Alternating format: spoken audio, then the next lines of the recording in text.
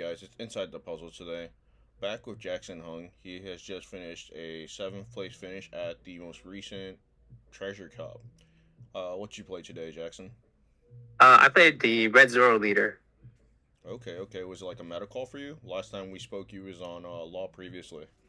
Oh yeah, I'm not really meta call. I think that honestly Zoro is the best deck, and I've been meaning to switch over to him for like a couple of weeks. I just never had time to play test him. So I finally had enough time to play test him this weekend, and so I decided to bring him. But yeah, it was mostly just because I think that Zoro is the most consistent deck. Okay. Uh, what was your deck list that you chose to play today, or if you don't mind? Yep. So going with the standard four Namis. This is mostly a straw hat build, so she hits more often. So one thing I kind of decided between Zoro and Leader or Zoro Leader and Luffy Leader is that they're both mostly the same, but the Nami whiffs so much in the Luffy deck. So I wanted to play Zoro because it whiffs less, and I think she only whiffed me once throughout the day. Okay. And then we have the kind of the 2K counters. We have the Otama. We run four of those, and then we have four of the Makino as well. I'm assuming those are staple at this point. Yeah, I think if you're playing this deck, it did go so well with the rest of the package, like the Don and all the one costs that you had to play them at four each. They're both 2K counters. They prefer different purposes. And Otama, you can play her sometimes to DP minus, or Makino, if you want the extra DP on your one cost, like your Makino or Namis and Otamas, then you can play her. And then I think that one thing that people overlook is that like Makino can make your lethal turns really strong. Because I had one turn where I just played two Makinos to boost my Nami up to like 9K with the Zoro leader as well, and then I put rest of my Dawn on her, and she ended up being like a 16K or something. So people don't take that into account. And then the rest of the one cost package, you're playing two to Magra. He's really good. You can play him at two or three, but I like him at two. He's mostly a 1K counter, but sometimes you want to boost up your Nami and still get another body. So you're getting three Dons with the power with him because he boosts something by 3K, and then you also get another body. Okay. And then we're playing three of the Gordon. I want to cut down on him just because he's not a counter, but you need him for the matchups where they have like 6K bodies, like Hawkins or Queen or the Blocker Law. And then he's also really good because you can swing with him, and then you can bot deck him so that you can get two value out of him. You basically got him as an attacker, and then you also got him as a DP minus booster. And then the rest of the one cost package, you're playing one of the Sunny and one of the Tony Chopper. So I would normally play like two Sunny, but I really like Chopper because he can really mess up the opponent's lethal turn. So on their last turn where they kind of put you down lethal range, and then no matter what you do, you probably won't have enough power for next turn. You can play the Chopper, and then that really messes up their lethal turn because they'll have to spend Dawn to take care of him, and that means that they spend like three Dawn on the Vista or like three Dawn on an Ezo, so then their last attack becomes a little bit less efficient. So I mostly never play him in the early game. It's just really the last turn. And then they're both pretty much the same because they're both searchable by Dadan and Nami because they're both a straw hat. That's one cost. Sunny Kun, I'm not really a fan of. I mostly use him as a counter. It's just good that he's double targetable by both Nami and Dadan. But yeah. And then on to the two costs, we're playing four of the Dadan. This card's like really good in the One Piece 2 meta. It basically makes Zoro super efficient because now you have both the Nami search and the Dadan search. And that's why we play so many one costs as well. And then it's 3K as well. So if you have the Dawn on Zoro, who'll make her 4K, and you just need one Dawn to make her a 5K attacker. So essentially, just having eight starters, essentially. Sorry, what? So essentially, it's like having eight starters to your deck. Yeah, you can call them starters. You can call them like resource getters. They're just basically cards that refill themselves because you played on board, and then they add a card to your hand. So even if you lose them, you don't really care. And then four at the Brook, another 2K counter, searchable by Nami, and people don't play him enough. Like I wouldn't say you play him all the time you see him.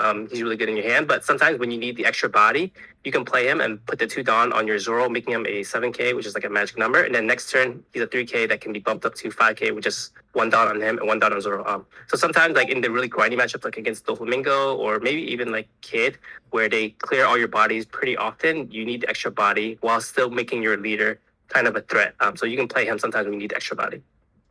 Okay.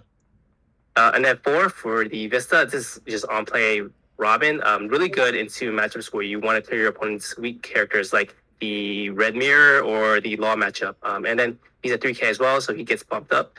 But yeah, he's really good because he kind of is a one for one as well. He pops something, and then basically him staying on board is just free for you. You don't care if he gets popped back because he already popped something. He already got the value off of it because it controls Exactly. the board. And then 4 of the Robin, really good into the Red Mirror and Law again. It's basically used the same way as Vista in the same matchups, but differently. She's more of a setup where you have to use her effect next turn, where Vista is like immediate value. So say they don't have anything on board, you can set up a Robin instead, and then next turn she'll be a threat. And she's really good into the Whitebeard matchup as well because Whitebeard plays a lot of vanillas or like Luffy that's 6K, so you want to combo her with Gordon, and then you can make her a 5K with the Dawn and then a 6K with the Zoro effect. And then you can bot deck something or bot deck Gordon to make something 3K and then pop her. So she's really good in the Whitebeard matchup.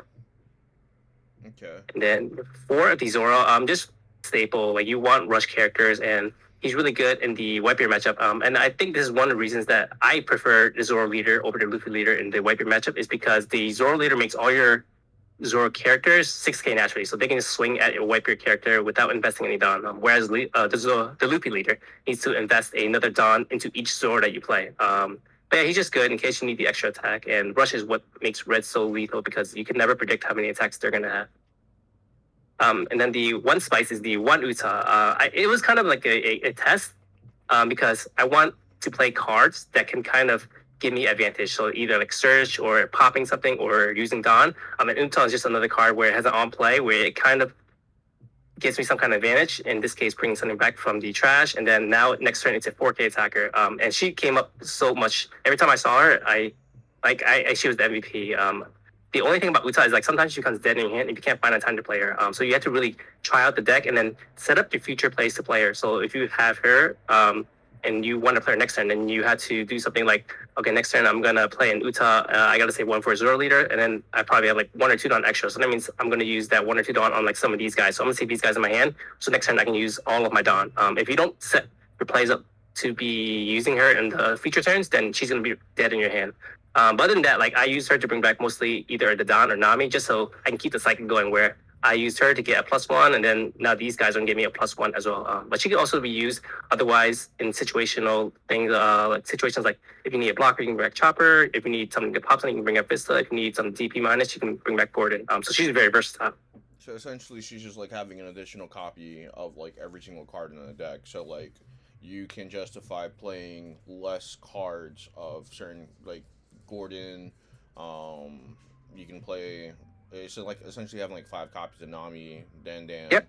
2 copies of like Sunny-kun, essentially. Yep, basically. And she's more situation in that like you can choose what you want to get. So say like if you have a Nami, you can't always predict that you'll get a Zoro or something, but with Uta, you know exactly what you'll be getting. The next is just the 4 Newgate. I can't justify seeing less than 3 of him in the deck. Like I think you need 4 for the really grindy matchups, like against a green kid. I did plan to play 2 green kids, and if I didn't see him, I think I would have lost automatically. I went 1-1 against those kids, and I needed him in both matchups. But yeah, he's just really good with the Zoro leader because he makes your leader a natural 7K, and then next turn he's going to be a threat to kind of lethal him down. So he kind of changes the tempo of the deck. So whereas One Piece 1 Zoro was just low to the ground, going wide, a lot of 5K attacks, One Piece 2 Zoro has 2 tempos. It can go the same way you did set 1, where you go low to the ground and swing a lot of 5Ks, and then once you get the Whitebeard, then you kind of switch. Then you don't really care about these guys dying anymore.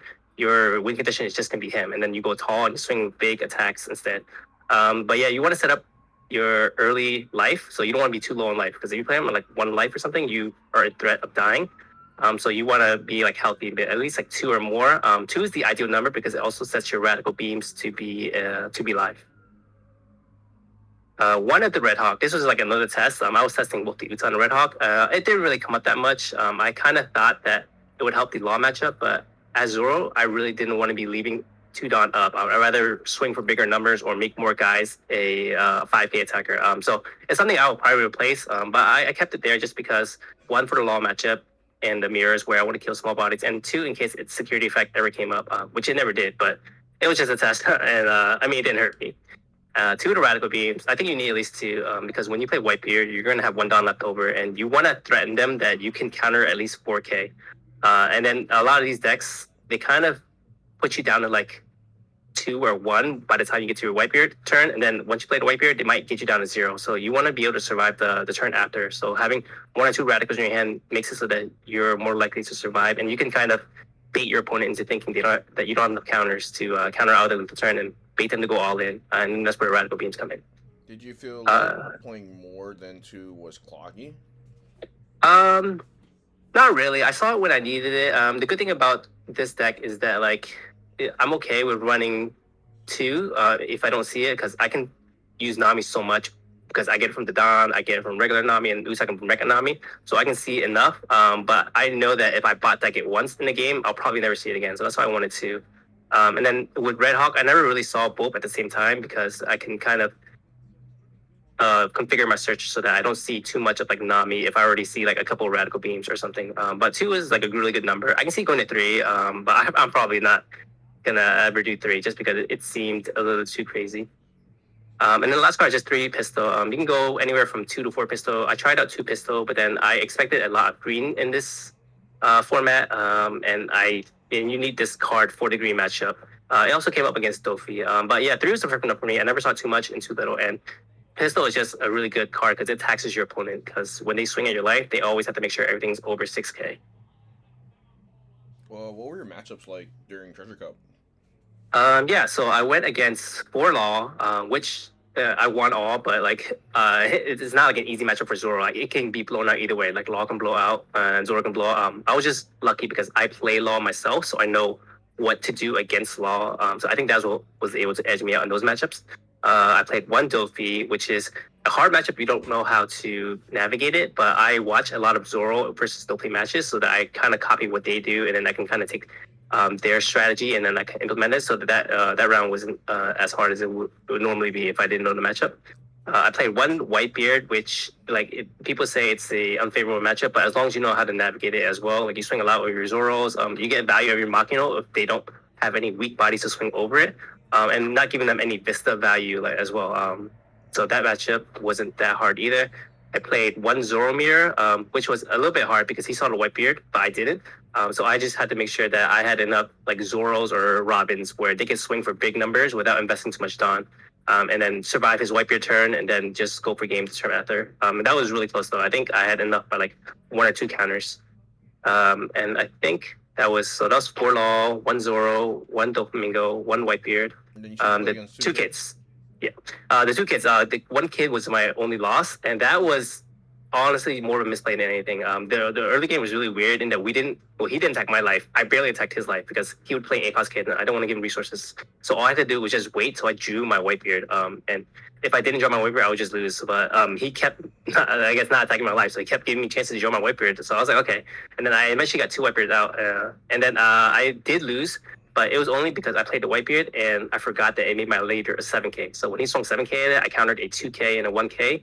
I realized that like 1 second later, but I wasn't gonna try and take it back or anything because I committed.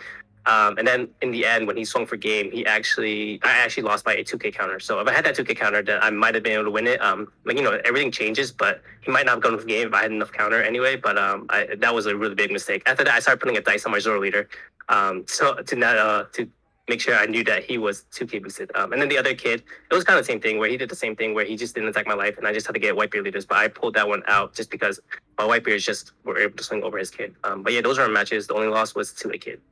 Oh, thank you so much, Jackson, for your deck profile. Are there any like final thoughts towards your deck list going forward during the end of the format, or do you think this is like pretty much standard at this point? Yeah, I mean, I think the Zoro deck is probably like 45 cards, which are standard. Like maybe the only non-standard cards are like the Red Hawk, the Uta, the Chopper. Like I think everything else is pretty standard. I think it's just really tailored it to whatever you feel like. Like if you think that you need an Uta or more choppers, you can play that. You think you need a Radical, just play that. But yeah, I think Zoro is still in a really good place in the meta. Like I thought it was best deck just because it was the most consistent because you have so much search and your game plan is pretty standard. I think it doesn't high roll as good as other decks like Whitebeard, Law, and Luffy. But those decks aren't as consistent at doing their game plan. Like Law, you can't do your game plan if you don't see your searchers. Luffy, you can do your game plan. You don't see like your Luffy's, and like Whitebeard, if you don't see boat, you can't do the game plan. But Zoro is pretty consistent. Like I'll always see like a 3K attacker. I might see one of these guys. I might not, but I know what I know what I'm gonna do every game. That's dope. Well, thank you again, and this is Inside the Puzzle out. Oh, real quick, any shout outs that you would like to give? Yeah, sure. Shout out to all who I play tests with in the Grand Line. It's just a group of my buddies, and we just talk about decks all the time. Shout out specifically to Kevin, who like I talked to about Zoro, and Nico, I talked to about Luffy. I ended up not going to Luffy, but he gave me some insight in the red matchup. And yeah, I shout out them. Like, if you guys want to hear more from me, like I'm starting up a Patreon, and just keep an eye out for it. It'll be on my Twitter, and I'm just Clyde TCG on Twitter, and that'll probably be my Patreon tag as well. Dope. When you open the Patreon, I'll definitely add the link to the video. For sure. Thank you. All right. This is Inside the Puzzle out, and thank you, Jack.